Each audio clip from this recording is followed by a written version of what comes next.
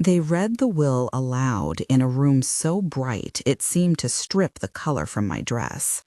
I remember the linen under my fingers, how the weave caught at the line where my wedding ring had once rested. People smiled the way strangers smile at a train wreck, too polite, too slow.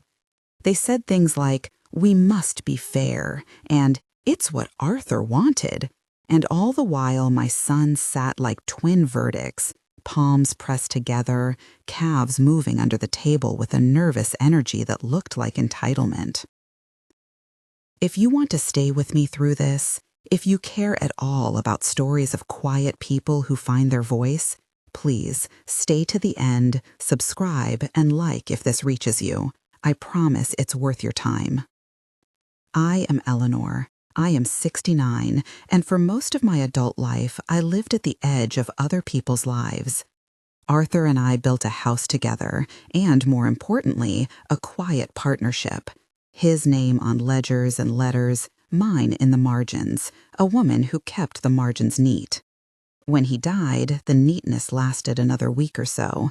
Then the margins bled. That morning at the lawyer's office, the bleeding was public. I had been married to Arthur for 42 years. He was the kind of man whose hands remembered contracts the way opera singers remember phrases, effortless, precise. He kept a neat handwriting the way some people keep a neat garden. He liked order. He did not, as far as I knew, like surprises. So when the lawyer reached into the envelope and set a thin photocopy on the table, the room leaned in like a flock. "You will forgive me," Mr. Maxwell said, and his voice had the flat, patient tone that makes you think of a man who has seen greed in many forms. Arthur left specific instructions. He read aloud the legalities, the named beneficiaries, the public pieces everyone expected, the estate, the property, the charitable bequests. I listened to the words settle like a dust I could not brush off. And then he paused, and I saw the way his fingers fanned the papers as if searching for a bookmark. And when he said, in a lower voice, "There were other holdings Mr. Harris instructed to be disclosed only upon verification of certain accounts," I felt the room shift. "Verification?" I said, because my throat had become another person's throat. "Yes," Mr. Maxwell said. "We have received instructions tied to a private account," Mr. Harris maintained. "There is a directive here in his hand. We require your presence to attend to it, Mrs. Harris." That was when the first humiliation opened. The daughters-in-law began to smile in that way that guesses what you must need and offers the wrong thing. My own son Stephen shifted in his seat, as if to say, "We know something you don't." Daniel, hands stained from some recent night, fingers quick to jump to cigarettes when the paper bag appeared later, kept his face still as if carved from someone else's sorrow. When they said Arthur had left me a note, only to be opened under certain conditions, I expected something small and tender, a line of apology perhaps, for the time he made me sleep in the guest room after a foolish argument about wallpaper. Instead, the instructions were the hinge of the morning. A key phrase that Arthur had underlined in his tight cursive, and a directive to contact a bank he named, and a safe deposit hinted at. It was private, he wrote, and to be revealed only if certain accounts were reconciled. After the meeting, everyone decamped into polite versions of their private lives. My sons lingered long enough to place their hands on my arm, the gestures of children trying on the shape of compassion. I walked home through streets that smelled of rain on pavement and old magnolias. The house, our house, felt like the hollow of a story I had once lived inside. On my kitchen table sat a folded envelope, the paper still holding the thumbprints of the law firm. Arthur's handwriting, slanted, arching at the G, had named an account and left me a single sentence. "For Eleanor, if you will do what must be done." I had been kicked out of my home once before. That is what I told myself as I reached for the phone and then put it back down again. The first time someone had taken my footing from under me, it had been literal. Arthur and I were young. We had a fight about money, stupid adolescent territory, and he'd slammed the door. He'd never meant it. He'd come back with flowers and that particular look of embarrassment that I had long learned to smooth over with a meal and the softest of laughs. But the memory of being cast out, even briefly, had a way of lodging like a splinter. Later, there had been other small exiles, those evenings when work kept him late or when the men at his clubs had a joke about wives. They were small humiliations. They had been part of a life that felt to me ordinary. This was different. This time, the eviction felt legal and polite. The men in dark coats, representatives of wills and ledgers, told me we would discuss options. And my sons had that look that said without words that papers could be moved and cupboards cleared and a woman could be made to feel invisible as long as no one called it a crime. I went to the bank because Arthur had told me to, and because somewhere, under a flurry of grief, I still trusted his hand on the map of our life. I walked in with the envelope and with the memory of his handwriting like a small secret fire in my palm. The bank smelled like polished wood and lemon soap. The woman who greeted me, her name tag read Marta, had a smile that meant business, not consolation. She led me to a glass cubicle and a man in a navy suit who asked for my identification. "I'm here on behalf of my late husband," I said. "There are instructions. Mr. Harris has a private holding." He took the envelope, unfolded the neat line Arthur had left, and their faces, those two careful faces, bent over the paper. They spoke to each other in low phrases. The man in the navy suit lifted his head. "Mrs. Harris," he said, "we need to verify some activity related to the account Mr. Harris referenced. There are transfers we must look into." He marked the word transfers as if it were a separate object, not a verb. I felt a coldness travel up my arms. "Transfers?" I repeated. "Yes, we have a compliance department," he added quickly, as if that would make the word easier. "Out of caution, they flag irregularities. We have no judgment, only procedure. But there are names associated with the activity we need to confirm." His words steadied me in the oddest way. For years, I had been told that compliance was a thing you signed and forgot. I had never thought it would be the hand that helped me untangle the strings around my own life. "Who?" I asked. He hesitated. "Some names appear in relation to accounts and payments. We cannot disclose everything over the counter, Mrs. Harris, but there are notes, unusual patterns tied to two individuals who share your surname." I did not expect that my body would rebel with the sound of my own name. It was a little animal cry, soft and incredulous. "My sons?" "We'll need to open a formal inquiry," the man said. "We will alert the fiduciary team, if that is what you mean." I left with a bank card in my purse that Arthur had signed years ago for emergencies. He had kept a copy in a drawer in the kitchen, the way some men stash stories. I took it because I needed to move, and because the house already felt like a room where silence was an accusation. I used my father's card instead. The card belonged to my father by way of memory more than legal right. He had died when I was young. His things had passed to me like heirlooms. There was a slip of paper with his signature among his effects that I had kept folded in the back of a drawer, an old yellowing piece that said, simply, "Eleanor, use when you must." I never had needed it for anything more than the occasional repairman and the children's school trips. When I slid it into the teller machine at a small branch near the train yard, the plastic clutched my fingers like a promise. It was then, 3 days later, that the bank called me at 11 in the morning and used the kind of measured voice that had no room for softness. "Mrs. Harris, we have reason to be concerned," the woman on the line said. "We've detected activity that we believe you should be aware of, connections that could indicate something criminal." The sentence was gentle in the way of a blade. I remember saying, "What do you mean?" and the woman repeating the phrase, the pattern, until I could feel a map forming, accounts, transfers, beneficiaries with names overlapping the names of people I knew too well. I sat down on the kitchen floor, knees tucked. The sunlight from the window made a rectangle across the linoleum, and on the counter, my wedding photograph blinked back at me. Arthur, in his suit, young, serious, smirking at the camera with a look that was familiar and knowing. The photo had always been a small anchor, a private proof of an ordinary life. I thought for a moment that anchors come loose sometimes.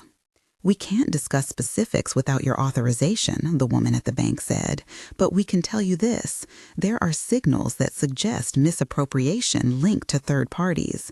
We think you should consider legal counsel." Legal counsel had been an abstraction to me until that morning. Now the word hung heavy in the air like a prediction. I called Mr. Maxwell and asked for him to see me. He came with a manila folder and a gaze that read me the way doctors read charts.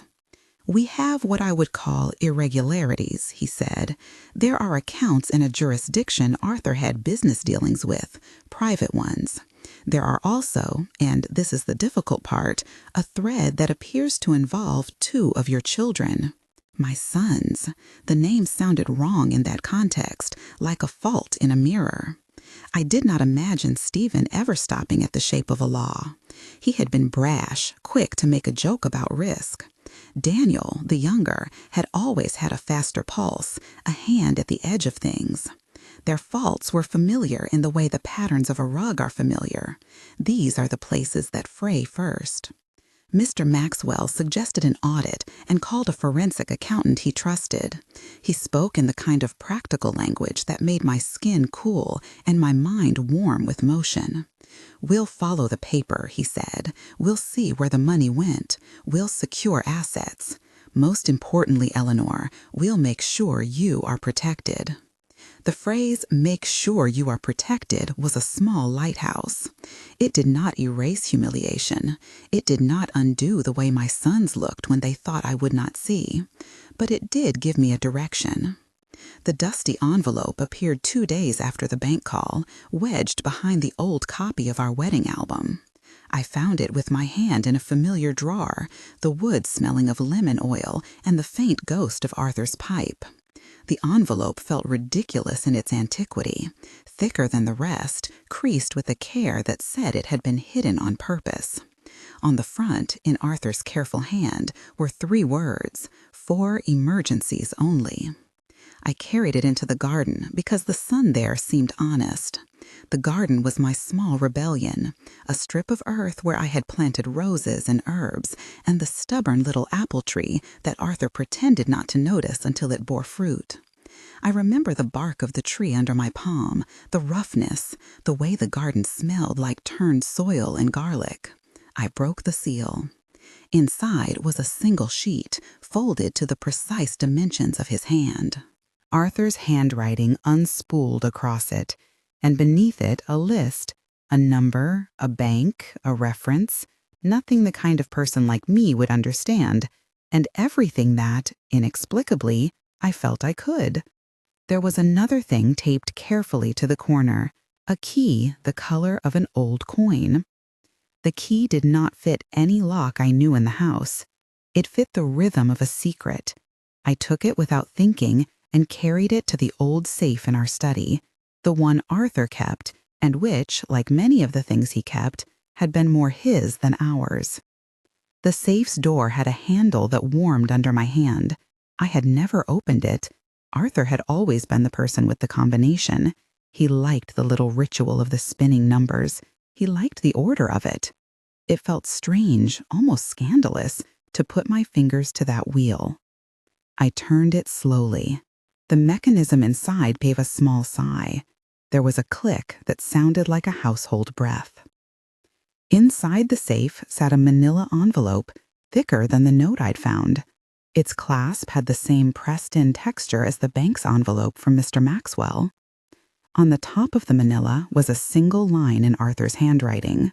"When they think I am gone, Give it to none who would take without honor. My first hands, elder and clumsy from grief, trembled as I opened it. The papers inside were both the map and the mirror. There were photocopies of account statements, marked with neat arrows and notes in the margin. There were photographs of contracts, of signatures, of invoices, stamped with dates that matched the years my sons had been most active. There were names, entities that had the dispassionate names of shells, addresses in cities I had only read about in the paper. And at the bottom, beneath a folded piece of paper that had the texture of a receipt, was a small stack of recordings. Arthur had left me 3 things: the key, the map, and a voice recording. I pressed the old tape player that lived in the bottom of the drawer, because we are people of habits, and habits are small rites of keeping.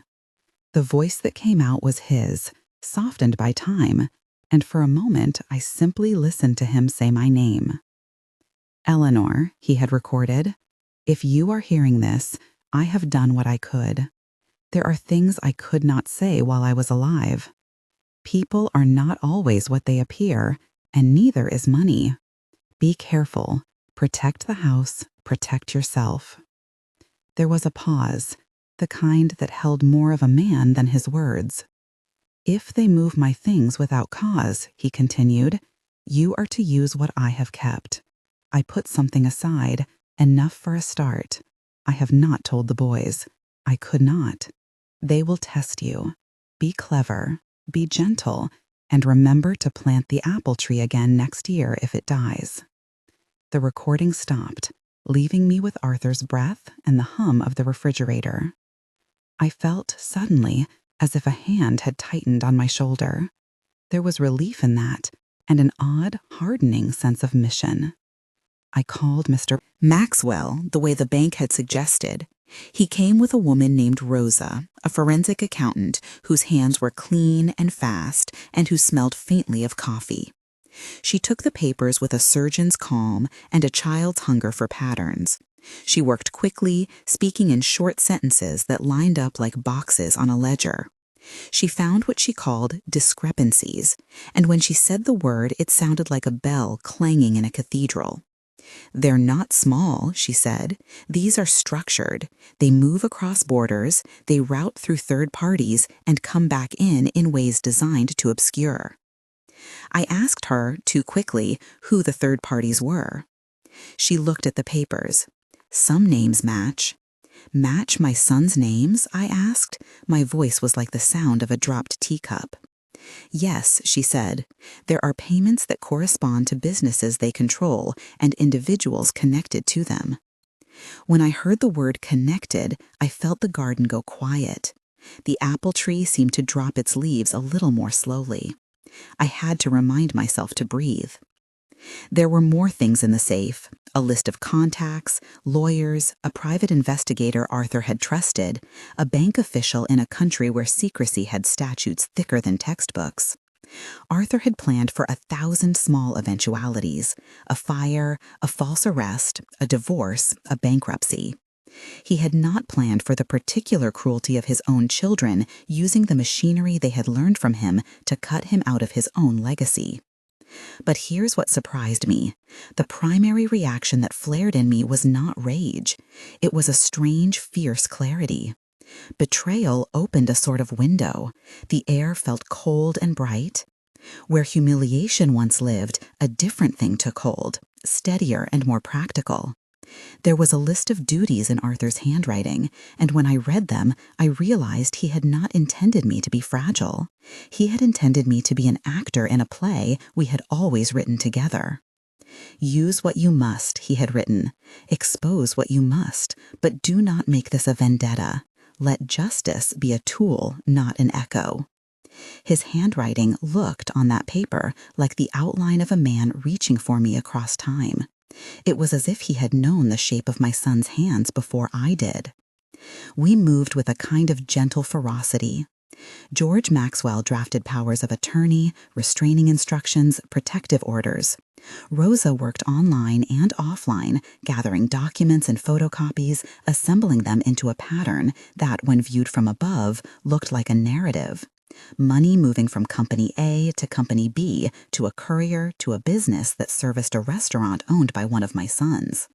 There were emails, receipts, photographs of ledgers that made it clear, without telling me how to do so in detail, that funds had gone where they should not. We did not go to the police immediately. Mr. Maxwell advised caution. You do not storm a nest and leave the eggs to roll. We secured assets, froze accounts where we could, and made sure the title to the house and the trust that Arthur had left were protected. That night, I slept in the bedroom we had shared for 40 years. The wall smelled faintly of his aftershave and of the book he had been reading. I turned over and over and held his note like a talisman. I thought of my father's card in my purse like a wartime ration.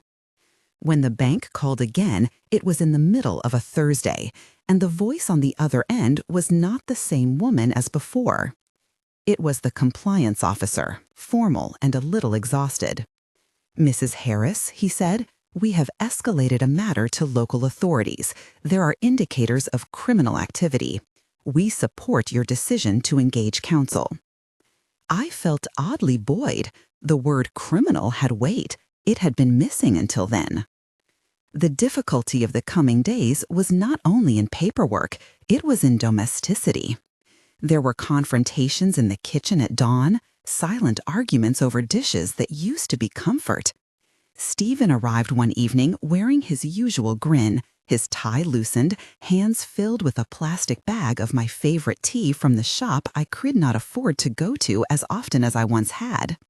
He stood at the sink and said, "Ma, this is embarrassing. Dad wouldn't want." "You have been taking from him for years," I said. The sentence surprised me because it came out small and factual, like reading from a list.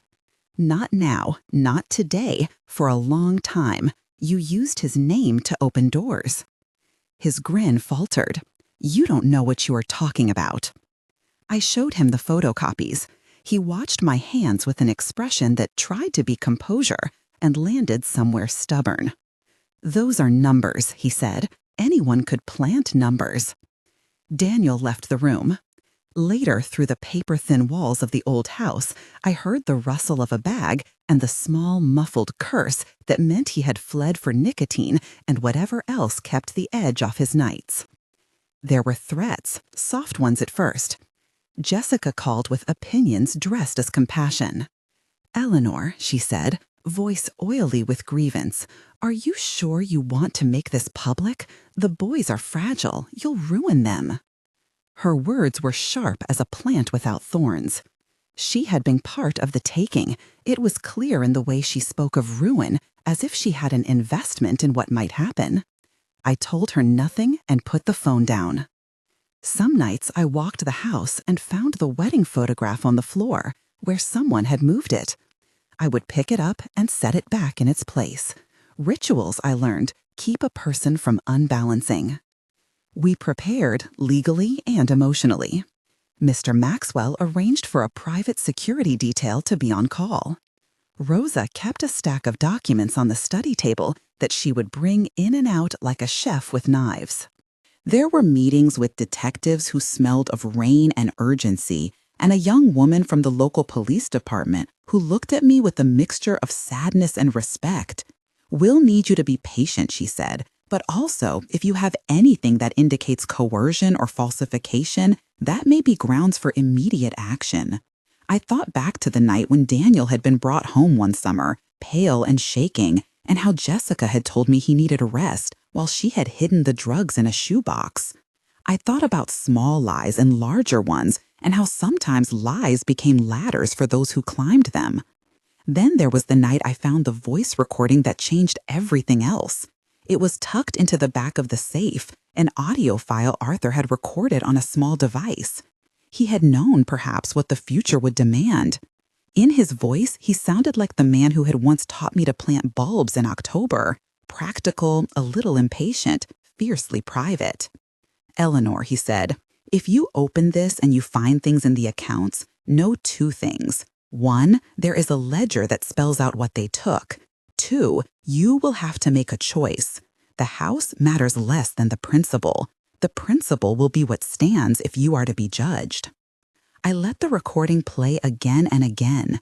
His voice became a map I could follow when my emotions were muddied. I became, in those weeks, someone who could read a ledger like a map. I learned to breathe through meetings. I learned to move in a house that had once been a stage and now had to be a fortress. The bank, in its federal blandness, had done its job. They had flagged irregularities and sent a warning that arrived in my voicemail like a small lighthouse. It was the bank that broke the first wall of denial. From there, the rest, investigations, quiet subpoenas, a cautious police raid, unfolded with the rhythm of machinery. There were days when I wanted to hide. There were other days when the knowledge of what lay in the manila folder made me feel as if the air around me had been cleared. Arthur had left me a key and a map and a voice. He had expected me to use all three. The day the police came to speak with me, they did it in the way of professionals, brief, procedural, gentle where gentleness was needed. Mrs. Harris, the lead detective, said, "We found evidence of falsified documents used to attempt to involve you in a conservatorship proceeding. We have copies, we have testimony." I sat very still. "A conservatorship?" I asked. "Yes," he said. "There were medical certificates that suggested you were incapacitated. We believe they were forged." I could see it now, a staged narrative, a campaign to take me out of the house on grounds of incapacity, papers, a doctor willing to sign, a process that would quietly move my voice from a legal holder to nothingness. In my mind, I saw the shape of their plan. Remove me, empty the house, siphon assets. It was a theater of erasure. The word fake doctor is too small for what they had done. Dr. Evans was the name on the falsified certificate. I had met him once at a small luncheon where he had been introduced as a physician who worked with older patients. He smiled and spoke about compliance the way a man who has learned the right phrases does. When I heard the detective say his name, my stomach lurched like someone pushed me from a small cliff. We moved fast after that. Evidence was gathered, witnesses interviewed, and by the end of the week, there was a warrant.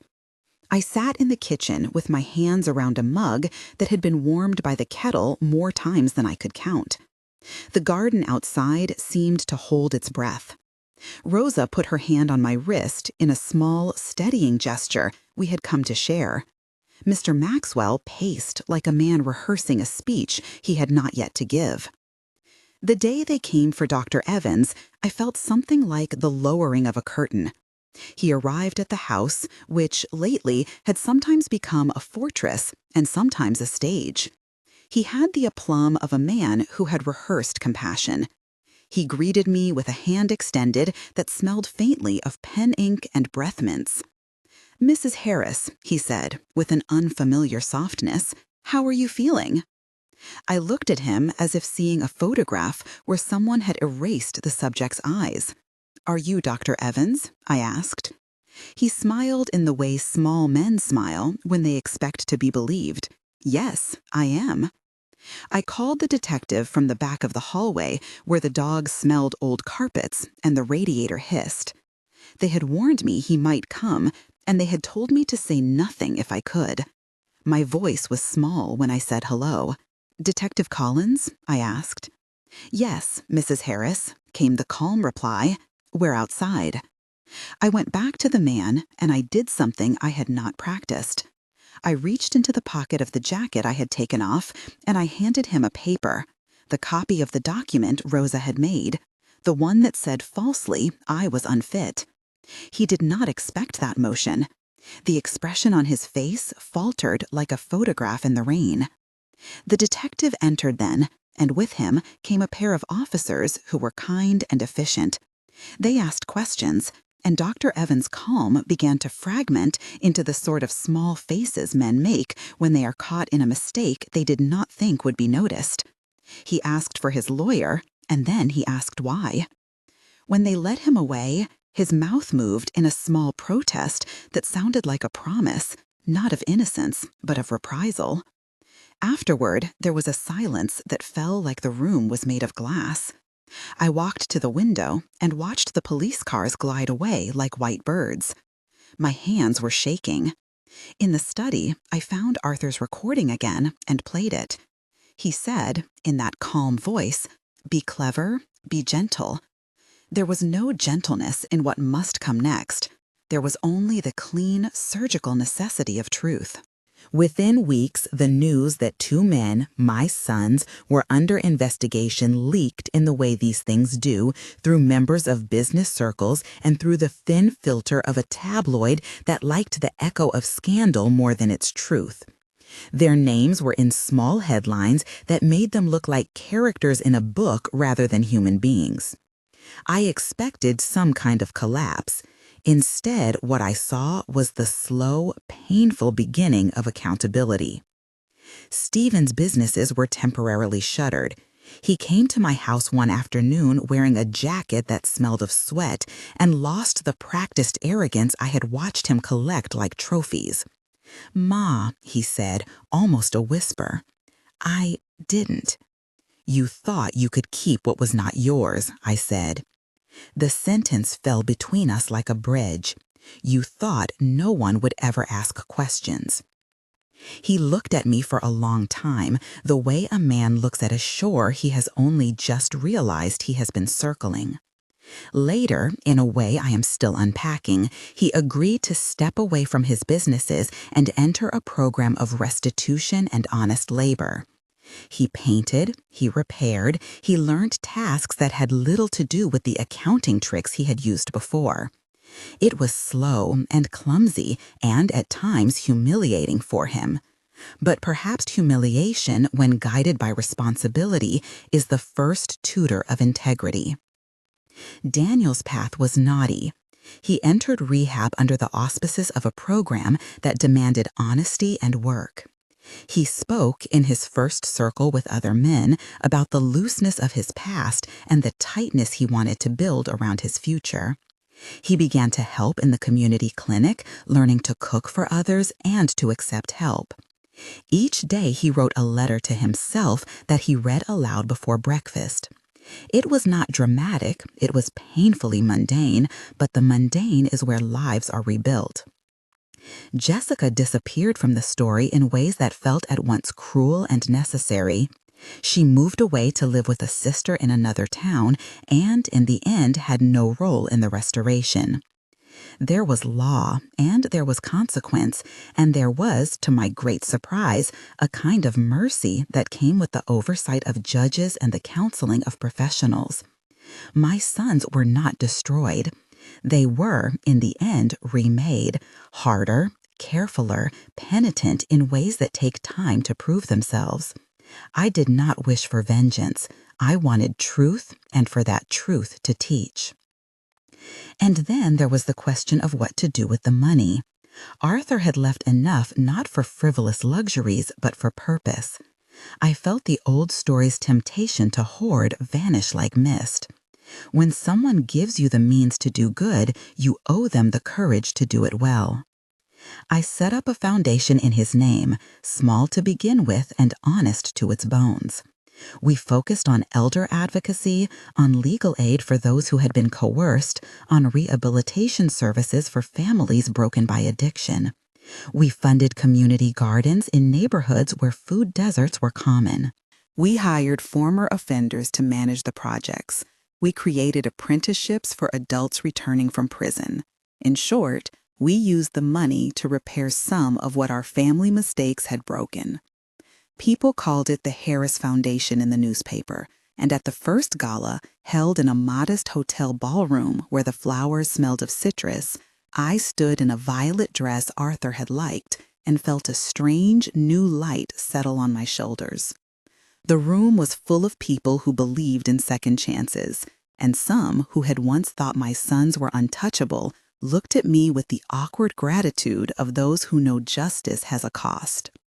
Forgiveness, I learned, is not a single act. It is a series of small decisions. I forgave because I had to move on. I forgave because there was a child inside my sons, frightened and learning.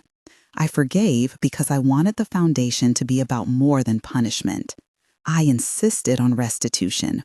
I insisted on counseling. I insisted on work. The foundation's first project was a small community garden. We planted apple trees there and spruced benches and hired people like Stephen who learned to till soil with a kind of humility that surprised him. Daniel taught cooking classes. It was messy. It was real. I did not become a different person overnight. I carry the weight of betrayal in my ribs like a small private stone. There are nights I still wake and listen for Arthur's footsteps and find only the house settling. But the voice that used to whisper that I was invisible has quieted. People listen now, sometimes because of the title I have, sometimes because of the work. I listen too. I have learned to say no. I have learned to hold a key without fear. When I tell this story, I do not mean to moralize. I do not believe punishment alone cures. I believe that truth, when pursued with courage, is generative. It clears space where something new can grow. I am the same woman who once set the table and mended socks, but now I also meet with officials and sign checks and hold forums about elder abuse. I wear sensible shoes and a coat that hides the small scratches from the garden. If there is one practical thing I would say to anyone listening, especially women who feel the edges frayed, it is this: do not let shame be the gatekeeper of your life. If you suspect something is wrong, ask questions. If you are dismissed, ask louder. Keep records, keep copies, keep your own name on documents where it belongs. And if you can, find someone like Mr. Maxwell and Rosa and the detective to hold your hand through the procedural parts. Legal work is not inherently cold. It is a tool. Use it. When Arthur left his keys and his recordings, he gave me permission to act. It was the greatest kindness he could have afforded me: trust. He trusted me to find the right balance between exposing and healing. I think of that balance a lot. It is not easy. Justice is sometimes a blunt instrument. Mercy requires discipline. I will not pretend all is perfect. My sons and I speak in sentences that have been revised by lawyers and therapists and the passing seasons. Sometimes they visit. Sometimes we eat together, and the conversation circles around small, careful things. Other times, it is better we do not speak at all. What I have come to understand is that power can be used to protect or to plunder. Arthur's estate was both a temptation and a resource. He taught me, before he was gone, the importance of stewardship.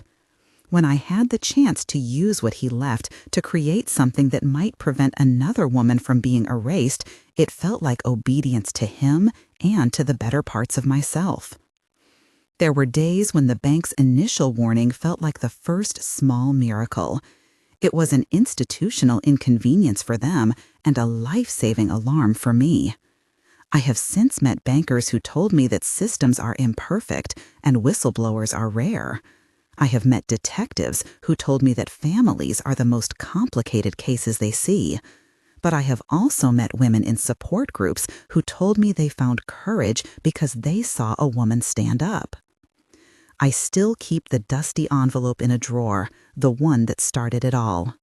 I touch Arthur's handwriting sometimes and feel the shape of his letters beneath my fingers, like the calluses on a hand that has worked.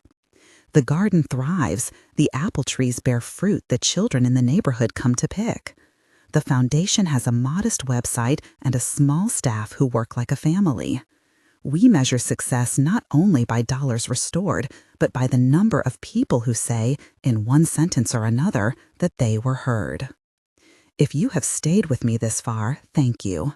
Stories of betrayal and repair are not linear, and my life is no neat novel.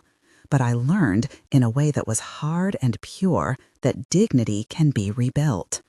At 70, I am not invisible. I am, remarkably, accountable to myself. If this story matters to you, If you feel that older women should be protected, that families should be held to honest standards, please consider sharing it. Subscribe to the channel so these stories get told. And if you are able, look into organizations that advocate for elder rights. The name of the foundation is on the page below. You can find resources there and read about our first projects. When the safe finally yielded all its papers, when Arthur's recordings had stopped and the detectives had left with their quiet purpose, when the house had once again smelled of coffee and cut roses, I planted another apple tree.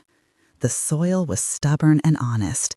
I put my hands into it and felt the grit under my nails. I planted it where Arthur would have liked it, along the sunlit path where the light comes early. I say all of this not to boast, but to mark a truth.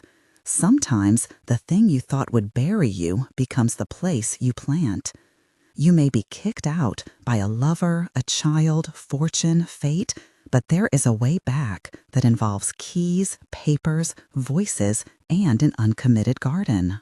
And if you are wondering about the bank's warning that began this tale, it was the first small voice in a chorus that turned humiliation into accountability.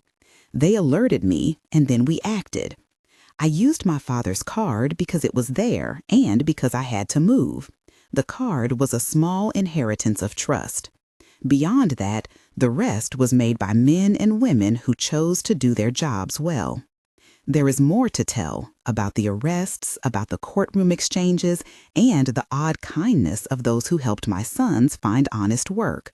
There are small victories and enduring sorrows. There are days when I still feel small, and days when I realize that the foundation we started is touching lives, and that perhaps Arthur was right to trust me with a map. But for now, I will tell you this. Keep the envelopes, keep the photographs, and when you are pushed, do not be afraid to push back. The world is often kinder than the room in which your will is read, if you have the courage to insist on it. I washed my hands after I finished planting the apple tree. The dirt under my nails would not come out for a day, and I liked that. It was proof, it was evidence that I had been there. The safe remains in the study. Its door is shut. The apple tree is planted. The garden grows.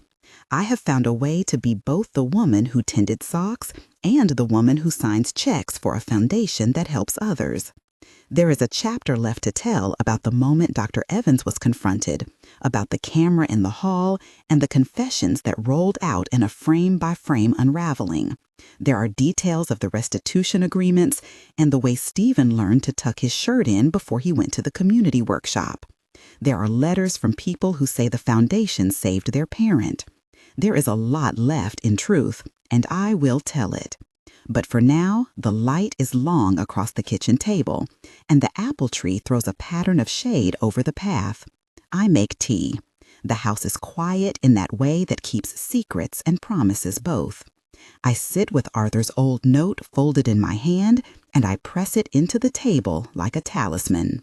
When they told me the bank had warned me of something terrible, I did not think terrible would become a turning point. I thought terrible would be a fall. Instead, it was the hinge. It opened a door I did not know I could walk through. There is more to say. The day they brought the footage into the courtroom felt like watching a slow, careful unpicking of a sweater. It began not with drama, but with an ordinary thing. The click of a small plastic case opening on the table, the technician's soft apology for the grainy sound. I remember the light through the high windows, the way it made dust motes look like a congregation, waiting. The camera had been in the hall, tucked behind a pot of ferns where visitors would never think to look. Someone, I never learned exactly who, had the sense to set it there after Arthur first read the bank letter and began asking questions he didn't know how to finish. What it recorded was not a cinematic confession. It was the ordinary cadence of manipulation, small lies, the wearying insistence that everything was for the children's sake, the steady warble of excuses. There were evenings where voices overlapped. There was the house settling. There was the particular scrape of a pen against paper, Arthur's habit, inside the safe's sliver of light. There were moments when Dr. Evans spoke differently, off guard, a sentence that started as counsel and ended as command, a laugh that folded into a threat. We sat in the gallery while the prosecutor cued each clip. He moved like a careful reader, pausing where a name was dropped, replaying a phrase that had the weight of an instruction. He did not yell or point, he let the recorder do the work. In the hush, the truth came across as banal and terrible all at once. The jurors leaned forward. My son's hands were clasped so tightly I could see the white under their knuckles. Stephen swallowed. He looked older by the minute. When the defense rose, it tried the same old defenses: misunderstanding, misremembering, a benign intention gone awry. Dr. Evans himself spoke in a voice that tried on contrition, as if it were a garment he could remove when inconvenient. He insisted he had acted out of concern. He offered a statement that wished to be regret without consequence. Watching him, I thought of the tiny things that mark a life: the way he folded his paper, the way his tie never quite sat straight. Those small certainties belied the scale of what he had done. The verdict was not a moment of cathartic release as the novels promise. It was quieter. The jury's forewoman read as if reading a neighbor's list. The words fell into the room and then settled. Guilty, guilty, guilty. There was a brief, terrible silence, and then the courtroom resumed its ordinary noises: shoes, papers, a cough. And the business of justice moved on its slow legal hinges: sentencing dates, restitution calculations, the inventorying of the safe. Restitution, in the end, was not only money. The judge ordered a financial settlement, yes, the recovery of funds, the placement of a trust for those who had been robbed blind by trust itself. But there were other clauses tucked into the docket: apologies, documented and notarized, a requirement that Dr. Evans refrain from practicing in certain places, a mandate to fund community workshops for elder protection. The numbers and the legal language could not erase what had been taken away. They could only reassemble a portion of it. For some families, the payments meant that a roof did not leak. For others, they meant a funeral could be laid to rest without new debt. For us, it meant the foundation had seed money, and that seed took shape into a modest, stubborn hope. A woman who had always been proud of her independence cried the first time someone helped her balance a checkbook. It was not the sort of gratitude that lights up headlines, but it was the quiet gratitude that makes bodies relax. There were small rituals that steadied me. I began to keep Arthur's folding knife in the kitchen drawer where he used to keep it, an old thing, blunt now, no danger in it, and sometimes I would take it out and look at the worn handle and recall a joke or a meal. On the anniversary of the apple tree's planting, we held a small communal tea in the garden. Neighbors who had once picked their ways past our hedges now stood in a little circle, hands cupped around paper cups, and told jokes about the weather. A boy from down the street ran his fingers along the trunk and declared it solid. I walked among them and felt, not a triumph, but a steadying presence like the bark under my palm. There are moments, still, when the house remembers what had happened better than I do. A shadow in the hallway will set my shoulders to bracing. Sometimes, late in the afternoon, I will pause with the kettle over the stove and think of the weight of the safe's door. And then, often, I will look out at the path where the apple tree throws its now taller shade and choose to be present to the light. What I carry with me is not only a ledger of losses and restitutions, it is a ledger of witness, of names attached to faces, of small acts that build a scaffolding called community. People send photographs of their parents, hands knitting, eyes closed in sleep, smiles that look like old songs. The foundation prints them and pins them on a board in the office. We call it the Wall of Returns. It is not a monument, but a map. At times, when I sit at the kitchen table with Arthur's note folded in my palm, I think of the ways we measure justice. We like to imagine that it arrives as a pounding hammer, But more often, it arrives as a series of small, methodical repairs, a restored check, a returned account, a taught question. The justice we have coaxed into place is patient. It learns to ask for receipts. It learns to take photographs. It learns to make lists. It learns to stay. I make tea and I write letters back to those who sent them. I sign my name, sometimes adding the title I never wanted, but that sits on our letterhead, Founder. I watch the mailbag fill with more pleas and more gratitude. The house breathes in the late sun. The apple tree's branches move as if in agreement. I fold the note again, press it flat, and place it where my cup will warm it as I sit down to read another letter. There is, as ever, a patience to the work and a patience to the living. Outside, the light leans toward evening. Inside, I set the kettle to cool and think of the next meeting formulating. New volunteers to meet, a small lecture to give to a room full of bankers who want to know how to do better.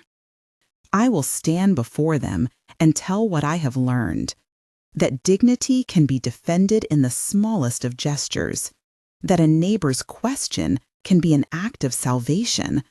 For now, though, the day shrinks into tea and the quiet satisfaction of hands dirtied by the garden and not by fear. There is more to tell.